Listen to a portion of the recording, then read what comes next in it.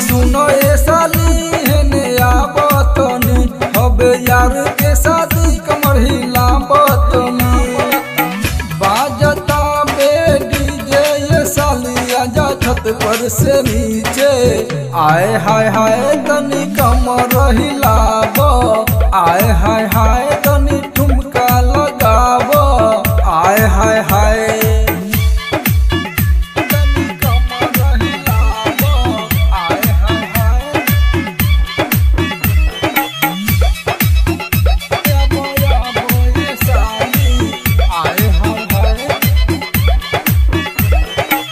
रात भर के बातों बाटे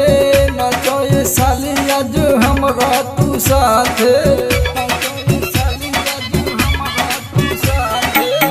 रात भर के बातों बाटे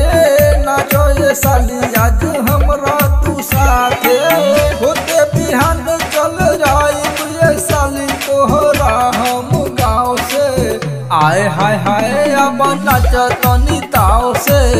आए हाय हाय अब ये साली आए हाय हाय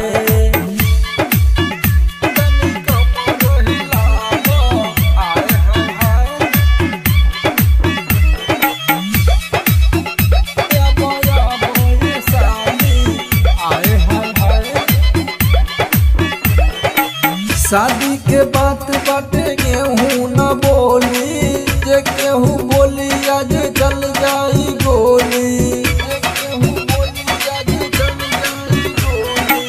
शादी के बात बाटे गेहूँ न बोली जे केहू बोली आज चल जाई गोली यार के शादी में उमेश रसिया भी ठुमका लगावे